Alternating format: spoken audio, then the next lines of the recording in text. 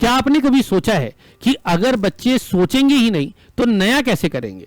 क्या तकनीक हमारी सोच को आसान बना रही है या फिर हमारे सोचने की क्षमता को ही खत्म कर रही है? नमस्कार, मैं अभिषेक और आज आप सभी के साथ एक बहुत ही महत्वपूर्ण विषय के ऊपर चर्चा करने के लिए आपके सामने आया हूं।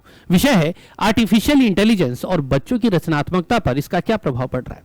आज हम एक ऐसे दौर पर है जहां तकनीक ने हमारी शिक्षा को बेहद आसान बना दिया है, लेकिन क्या यह हमारे सोचने और समझने की शक्ति को भी प्रभावित कर रहा है? तो चलिए बात करते हैं पहले बिंदु पर। हम सभी जानते हैं कि पहले भारत में शिक्षा प्रणाली का मुख्य संघर्ष ज्ञान से समझ की ओर बढ़ना था। हमारे शिक्षक और विशेषज्ञ हमेशा यही कहते आए हैं कि बच्चों को सिर्फ रट्टा नहीं लगाना चाहिए, बल्कि वे चीजों को गहराई से समझे। लेकिन अब एआई ने ज्ञान के स्तर को भी खतरे में डाल दिया है। अब बच्चे खुद से सोचने और जानने की बजाय सीधा चैट बॉक्स से उत्तर मांगते हैं और खुद विचार करते ही नहीं है। पहले छात्र किताबों से पढ़ते थे, सवालों के जवाब खोजते थे, विचार करते थे, लेकिन अब क्या है, अब एक बटन दबाया और जवाब आपके सामने। अगर हमें जवाब मुफ्त में ही मिल जाए तो दिमाग लगाने की जरूरत ही क्या है?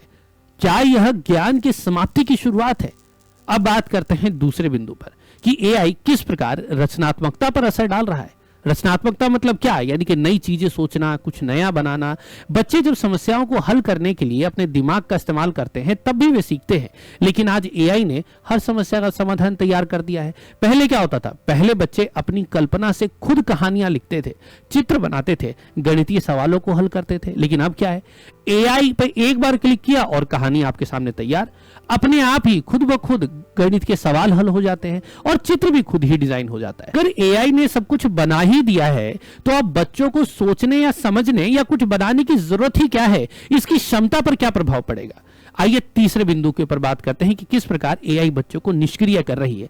आजकल बच्चे किसी भी प्रश्न का उत्तर गूगल या फिर एआई चैटबॉट से ले सकते हैं, लेकिन ये उनकी जिज्ञासा और समस्या को हल करने की क्षमता को भी खत्म कर रहा है। सोचिए, जब एक बच्चा किसी सवाल का उत्तर ढूंढने के लिए खुद मेहनत करता था तब वो समझने की कोशिश भी करता था, गहराई से उसको ढूंढता था, तब जाकर के उसको समझ में आता था, लेकिन अब सीधे उत्तर मिल जाते हैं। तो इससे सीखने की जो पूरी प्रक्रिया है उससे वह कट जाता है। अब बच्चे सोचेंगे ही नहीं, प्रयास ही नहीं करेंगे तो उनके मस्तिष्क का विकास कैसे होगा?